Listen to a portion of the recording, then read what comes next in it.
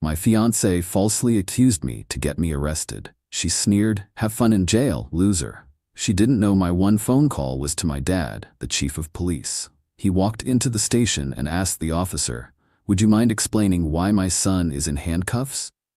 I'm a firefighter. My life is about running into burning buildings while everyone else is running out. It's a job built on trust, discipline, and staying calm when the world is exploding around you. I thought my relationship with my fiancée, Jessica, was built on the same principles. It turns out it was built on gasoline, and she was just waiting for the right moment to light the match. The fire started last night. We had an argument. It was the same argument we'd been having for months. It was about money, specifically her spending of my money. I'm not a wealthy man, but I'm responsible. I own my small house, I pay my bills on time, and I'm saving for a future. Jessica, on the other hand, sees a credit card as a magic wand that produces designer bags and spa days. The argument escalated. She wanted me to co-sign a loan for a new luxury car she couldn't afford. I refused. My refusal was calm, logical, and final. This time, however, something in her snapped. Her frustration turned into a cold, reptilian fury. She started screaming, accusing me of being controlling and cheap. Then she did something that changed everything. She picked up a heavy glass vase, a gift from my late grandmother, and hurled it against the wall, shattering it into 1,000 pieces.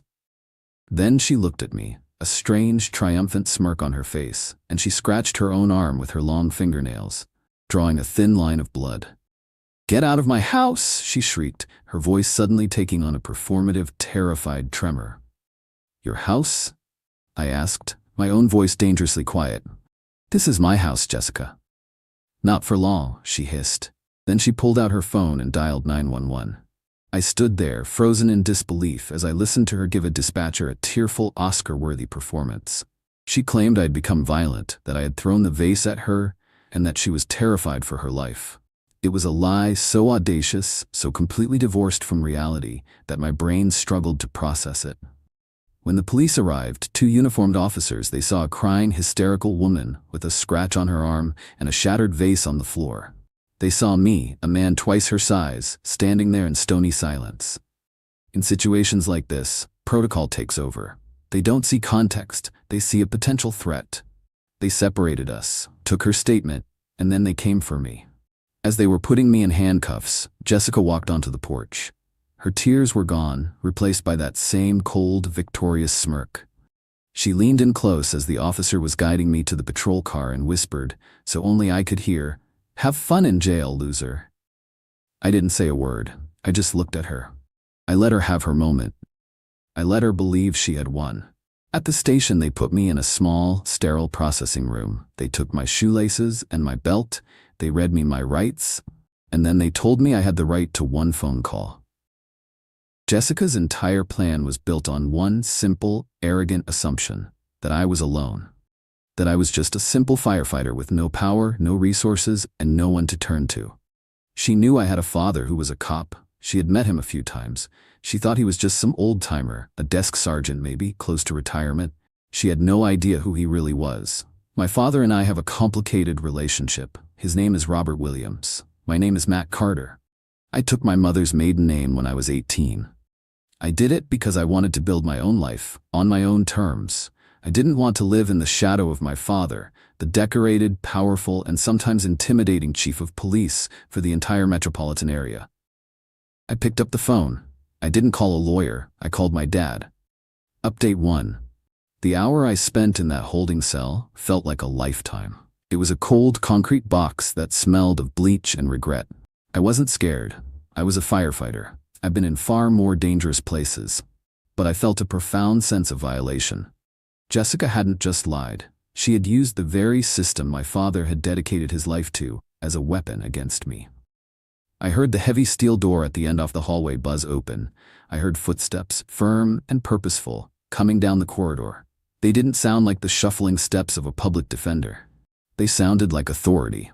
The footsteps stopped outside my cell. A moment later, the small, barred window in the door was filled with the face of the arresting officer, the young cop who had put me in the car. His face was pale, and he looked profoundly nervous. He fumbled with his keys, unlocked the door, and opened it. Mr. Carter, he said, his voice a full octave higher than it had been on my porch. You're free to go. There's someone here to see you. I walked out of the cell and down the hallway. Standing in the middle of the station's bustling main floor was my father. He wasn't in uniform. He was wearing a simple, dark suit, but he might as well have been wearing a general's stars. The entire station seemed to be orbiting around him. Officers were standing straighter, talking quieter. The air was thick with deference. He saw me, and the hard lines on his face softened for a fraction of a second. He walked over and put a hand on my shoulder. "You okay, son?" he asked, his voice low. "I'm fine, Dad," I said. He nodded, then turned his attention to the desk sergeant, a man who looked like he was about to have a heart attack. My father didn't raise his voice. He didn't have to. His quiet authority was more intimidating than any shout. "Sergeant Miller," he began, his voice calm and even. "I was just reviewing the preliminary arrest report for my son, Matthew Carter. I seem to be missing the part where the responding officers documented the location of the broken glass from the vase he allegedly threw. Was it on the inside of the impact point on the wall, or on the outside?" The sergeant stammered. I don't know, Chief. I'd have to check the full report." "You do that," my father said, "because an object thrown at a wall shatters and falls inward. An object broken against a wall shatters and falls outward. It's basic physics. I'd hate to think your officers missed such a fundamental piece of physical evidence." He then turned to the young arresting officer who was trying to blend in with the filing cabinet. "Officer Jennings," my father said, reading his name tag. "My son has no history of violence. The accuser, his fiancée, has no prior domestic calls. You had two conflicting stories. What was the specific, compelling evidence that led you to make a physical arrest rather than simply separating the parties for the night?" "Sir," the officer stammered, sweating now. "The complainant had a visible injury, a scratch on her arm. Protocol dictates." "Protocol dictates you use your discretion," my father cut him off, his voice still quiet but now laced with ice. "It also dictates a thorough investigation. Did you, for instance, check the complainant's fingernails for any of my son's skin or blood to corroborate her story that he grabbed her? Or did you just take the word of a hysterical actress and put a first responder in handcuffs?" He let the question hang in the air. He wasn't yelling, he was teaching. And it was terrifying to watch. He wasn't abusing his power. He was simply demanding that the job be done with the competence and integrity he expected from every officer under his command. He was using his authority not to dismiss the case, but to ensure it was scrutinized under the most powerful microscope in the department. He turned back to me. "Go home, Matt," he said. "I've assigned the case to Detective Harding in the Domestic Violence Unit. He's the best there is. He'll be in touch tomorrow. Don't talk to Jessica. Don't go near her. Just let the system work." I walked out of that police station a free man. As I stepped out into the rainy night, my phone buzzed. It was a text from Jessica. "I see you're out already," it read. "Don't think this is over. I'm filing for an emergency restraining order tomorrow. The house is mine.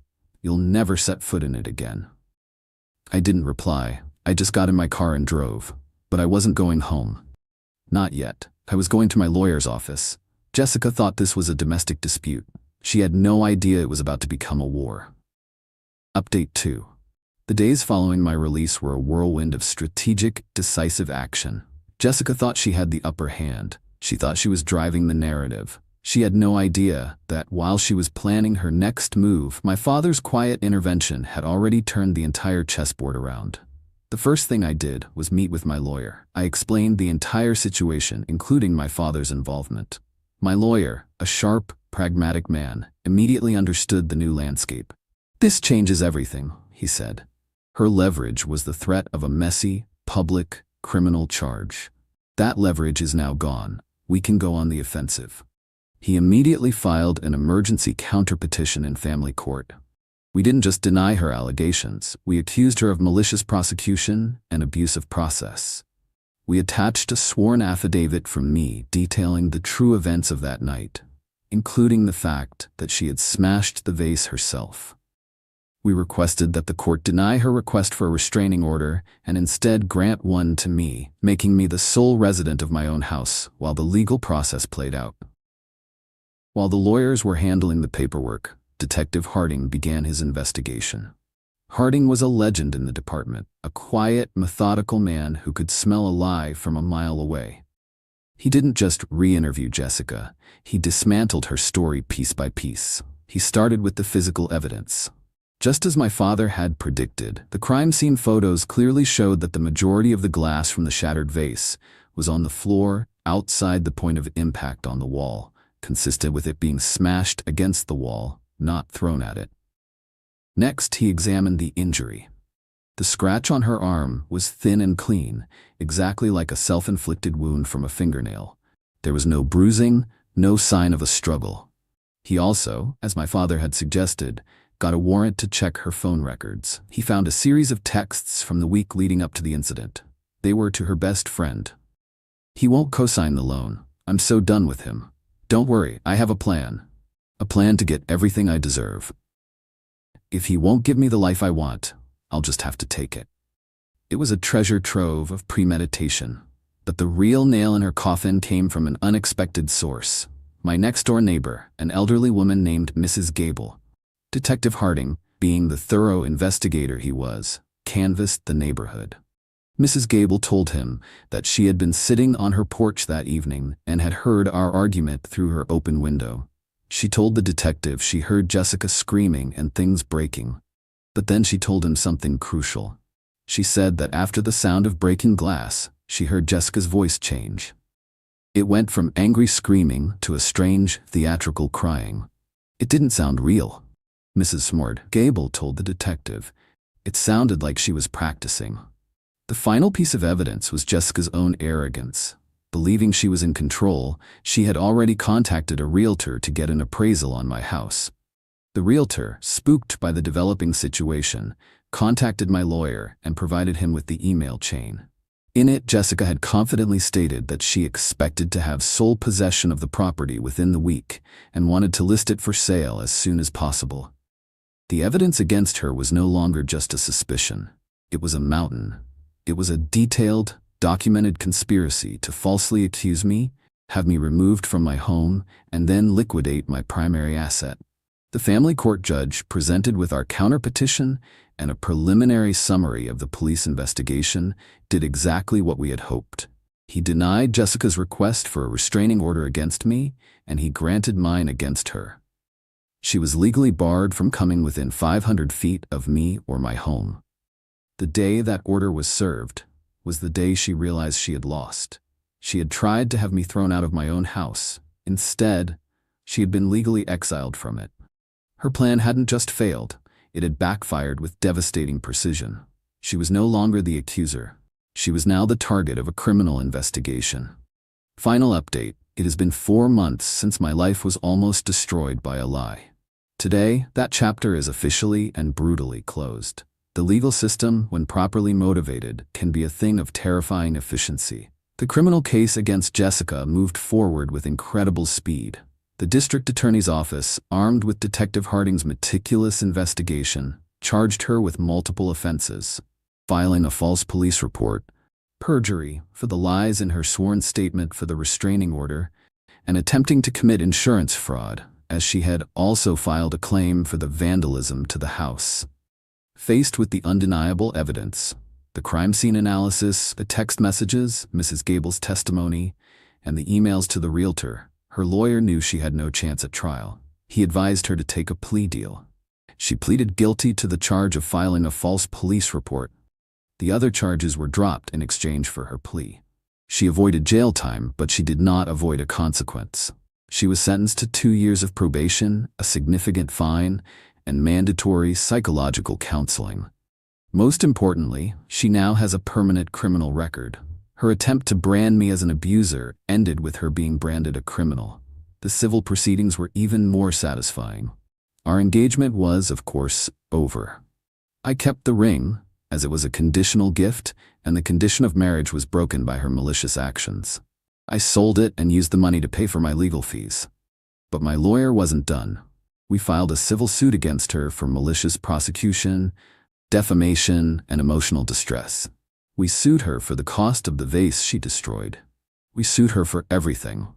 Her lawyer tried to fight it, but it was hopeless. Her guilty plea in the criminal case made her civil liability undeniable. We settled out of court. She was forced to sign over a significant portion of her own savings to me as damages. The settlement also included a legally binding, permanent non-disclosure agreement. She is forbidden from ever speaking or writing about me, publicly or privately, for the rest of her life. If she violates it, the financial penalties are catastrophic. I have legally erased myself from her past, present, and future. The last I heard, Jessica's life is in ruins. Her criminal record has made it difficult for her to find a good job. Her friends, horrified by what she did, have abandoned her. She is broke, disgraced, and alone. She tried to take my house, and in the end, she lost everything. As for me, I am healing. The experience has left its scars, but it has also forged something new. My relationship with my father has been completely transformed. The 5 years of stupid, prideful silence between us are gone, burned away by the fire of this crisis. We talk every week now. We go to baseball games. He comes over for dinner. He's my dad again. Jessica's plan was built on the belief that I was weak and alone. She was wrong on both counts.